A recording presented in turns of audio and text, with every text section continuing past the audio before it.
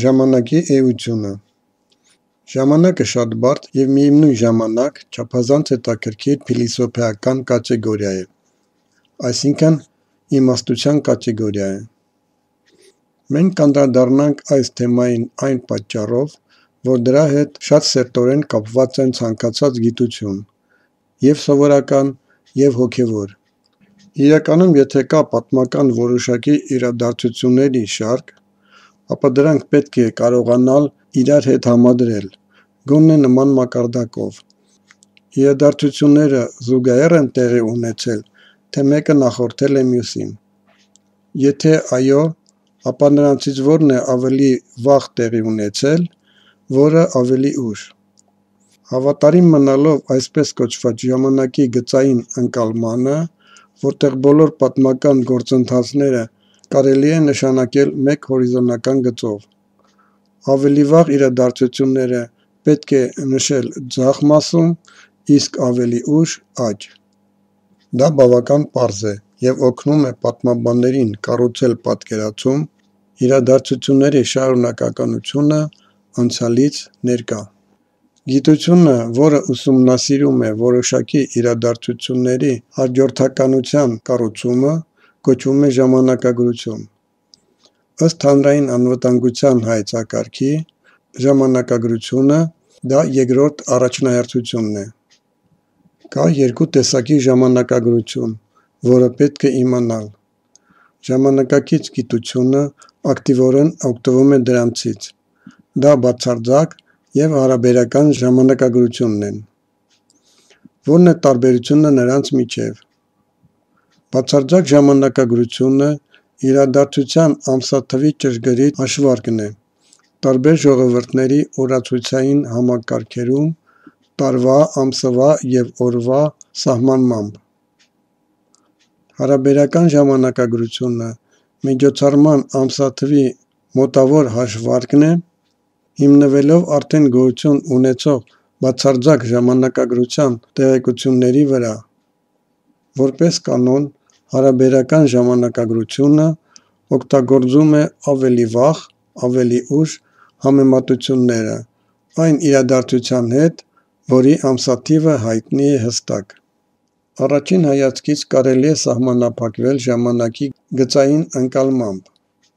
Այնուամենայնիվ, ավելի հին մոտեցման ծանոթությունը ժամանակի նկատմամբ այս կատեգորիային կվերաբերվի շատ ավելի մեծ հարգանքով,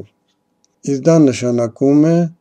ավելի լավ հասկանալ կապը պատմական տարբեր իրադարձությունների, քանի որ դրանք տեղի են ունեցել ժամանակի մեջ։ Հին մարդիկ ժամանակը ընկալում էին ոչ թե որպես գիծ, այլ որպես ցիկլային մի բան, օրինակ շրջան։ Ժամանակը շրջում է շրջանով, մտածում էին նրանք, այսինքն որոշակի պարբերականությամբ իրադարձությունները կրկնվում են։ Բայց դա ոչ թե պարզապես շարժում է շրջանով, այլ կարծես մենք գնում ենք պարույրով։ Յուրաքանչյուր պարույր կապված է նախորդի և հետագայի հետ, բայց նրանք լրիվ նույնական չեն։ Ցերեկը փոխվում է գիշերով, անկումը փոխվում է զարգացմամբ, որից հետո կա մարում և ապա կրկին անկում, ապա կրկին զարգացում։ Ոմանք ընկալում են ժամանակը որպես պարույր, որը պտտվում է և հեռանում։ Ժամանակի պարույրի յուրաքանչյուր փուլում իրադարձությունները կարծես նման են իմաստով, բայց տարբեր են ձևով։ Սա հիմք է տալիս ապագայի համար, առավել ճշգրիտ կանխատեսումների համար։ Օրինակ, ամեն 100-ամյակի 20 թվականին սկսում է ինչ-որ համաճարակ։ 2020 թվականին սկսեց կորոնավիրուսի համաճարակը։ Իմաստը նույնն է, սկսում է համաճարակ, բայց ձևը, այսինքն հիվանդությունների տեսակները տարբեր են։ Յուրաքանչյուրը ունի ժամանակի իր ընկալումը։ Ձեր խնդիրն է ոչ միայն ընդունել ժամանակի ընկալումը, որը ձեզ տալիս են, այլ ձևավորել նաև ժամանակի ձեր սեփական ընկալումը։ Մի վախեցեք, եթե այդ ընկալումը տարբերվում է այլ մարդկանց պատկերացումից։ Կարևորը այն է, որ ժամանակի ձեր պատկերացումը համահունչ լինի շրջակա աշխարհի հետ։ Քանի որ գիտակցական մակարդակի չափն ընդլայնվում է, ժամանակի ըմբռնման ձեր ընկալումը կփոխվի, կխորանա և կատարելագործվի, և դա անխուսափելի է։ Գործընթացները ժամանակի մեջ փոխկապակցված են։ Անցյալը ընկալվում է որպես որոշակի իրադարձությունների նախադրյալներ, որոնք դրսևորվում են ներկայի մեջ և դեռ անպայման ի հայտ կգան ապագայում։ Վեդական ժառանգությունը սովորեցնում է մեզ փիլիսոփայորեն նայել ժամանակին և ընկալել այն ոչ միայն որպես գծապատկեր։ Պատճառահետևանքային կապերը գործում են ոչ թե խիստ անմիջական անցյալից դեպի ապագա։ Իհարկե դա հաճախ տեղի է ունենում։ Մի կողմից ինչ-որ իրադարձություն անցյալում իսկապես պատճառ է ներկայի և հիմք փոփոխության ապագայում, սակայն սա միակ մոտեցումը չէ։ Մենք կքննարկենք այն օրինակով։ Տղամարդն ու կինը ընտանիք են ստեղծում։ Որոշ ժամանակ անց նրանց մոտ երեխա է ծնվում։ Ո՞րն է պատճառը, իսկ ո՞րը հետևանք։ Դա ակնհայտ է, կմտածի ինչ-որ մեկը։ Ընտանիքի ստեղծումը պատճառ է, իսկ երեխայի ծնունդը հետևանք։ Մի կողմից այո, սա եթե դուք ընկալում եք ժամանակը գծային մասշտաբով, որպես վեկտորի, ուղղված անցյալից դեպի ապագա։ Վեդական ժառանգությունը մեզ ծանոթացնում է նաև այլ մոտեցման հետ։ Իսկ եթե ի վերուստ կանխորոշված էր, որ այդ երեխան պետք է ծնվի հենց այդ ժամանակ, հենց այդ ծնողներից, այդ դեպքում ստացվում է, որ պատճառն ապագայում է, իսկ հետևանքը ներկայում։ Ապագա երեխայի հոգին բերում է տղամարդուն և կնոջը, նրանք ծանոթանում են, ապա ընտանիք են ստեղծում և նշված ժամին ուրախանում են երեխայի ծնունդով։ Ժամանակը պետք չէ միայն գծային ընկալել։ Պատճառը կարող է լինել ինչպես անցյալում, այնպես էլ ապագայում, և հետևանքը կարող է ավելի շուտ ի հայտ գալ, քան պատճառները։ Գործողության օրենքը ժամանակի մեջ սանսկրիտում կոչվում է կարմայի օրենք։ Կարման պատճառահետևանքային կապերի օրենքն է։ Կարմա մենք կոչում ենք մի շարք սխալներ, որոնք մարդը գործում է կյանքում։ Նա ձգված է ժամանակի մեջ մի շարք իրադարձությունների տեսքով, որոնք մենք ծրագրում ենք մեր մտքերով ու գործողություններով հավերժության մեջ։ Մարդը ճանապարհորդում է աշխարհից աշխարհ ժամանակի մեջ։ Ժամանակը որոշում է նրա գալուստը այս աշխարհ և պայմանավորում է իր հեռանալը այլ աշխարհներ։ Այն սխալները, որոնք մարդը գործում է այս կյանքում, գալիս են նրան որպես կյանքի դրվագներ, որպես դաս, որպես քննություն։ Դա կկատարվի այնքան, մինչև մարդը կհասկանա դասը ու հետո կհանձնի քննությունը, և այդ կյանքի փորձը կդառնա սեփական փորձ։ Եթե այս կյանքում սխալների քննությունը չի հանձնվում, ապա կարմայի տեսքով տեղափոխվում է հաջորդ կյանք։ Ճակատագիրը այն է, ինչը մարդը ստեղծում է ինքն իրեն անցյալ կյանքում, և որը սահմանում է իր կյանքի ներկան։ Իսկ հիմա մարդը իր համար ճակատագիր է վաստակում այլ աշխարհներում ապագա կյանքի համար։ Ժամանակը միավորում է տարբեր աշխարհներ։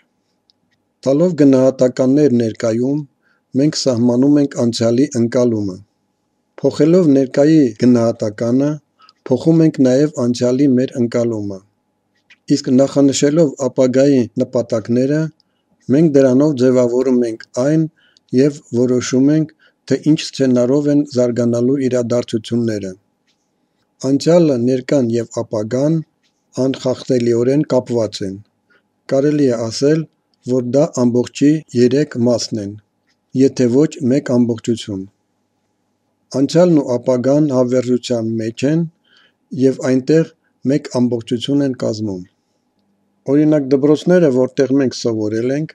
առաջացել են ավելի վաղ, քան մենք եկել ենք այդ դպրոց սովորելու։ Թվում է, թե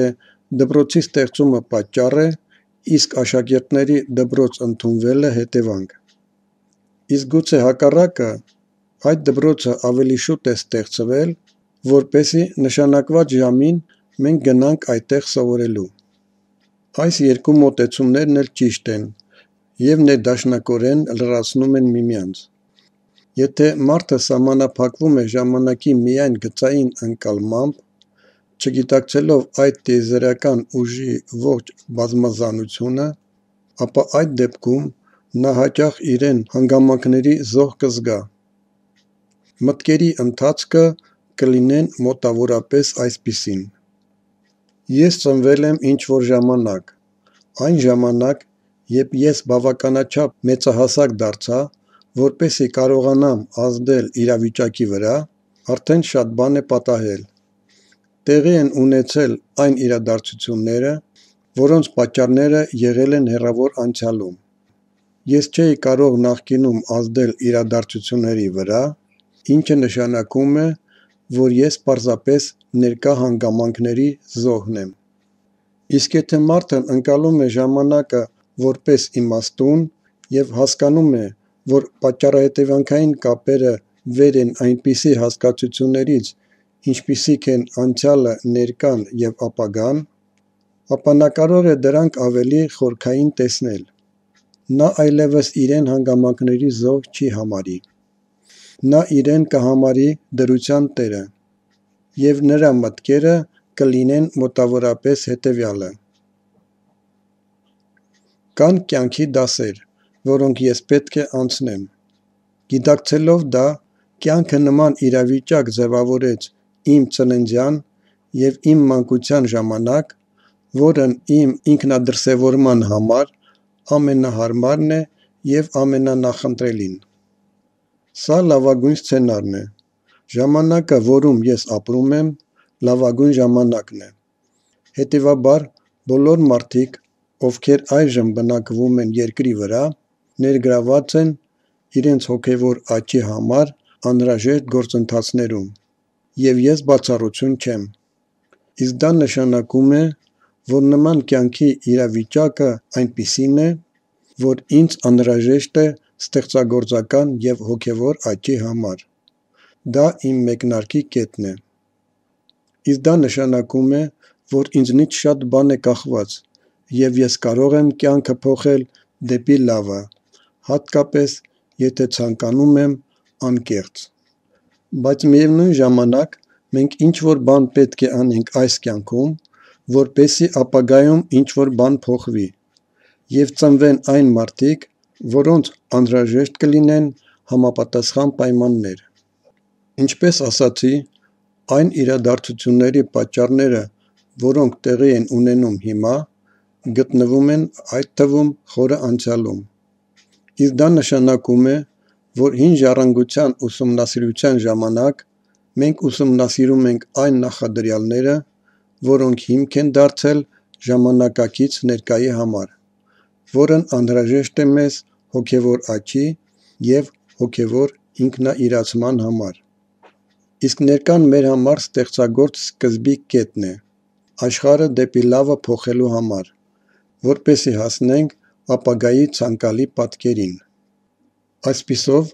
բոլոր նախորդ իրադարձությունները պետք է տեղի ունենային, որպեսզի մենք ձեր հետ կարողանայինք ծնվել և մեզ առավել բարենպաստ ձևով դրսևորվել մեր և ամբողջ աշխարհի համար։ Եթե լիներ այլ սցենար, մեր փոխարեն կծնվեին այլ մարդիկ, որոնց համար առավել ընդունելի կլիներ այլ պայմաններում իրագործումը։ Իսկ քանի որ մենք պետք է ծնվեինք,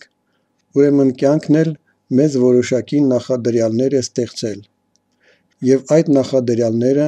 մենք պետք է ուսումնասիրենք, որպեսզի ծանոթանանք պատմական իրադարձություններին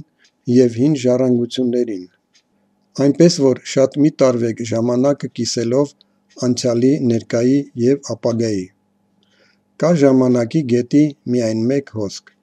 և այն գտնվում է ներկայում։ Եվ ներկայում որքան էլ տարօրինակ չհնչի, մենք ձևավորում ենք մեր անցյալը, տալով նրան գնահատական և իմաստավորելով այն կարծես նորից ապրելով։ Մենք նաև ձևավորում ենք ապագան,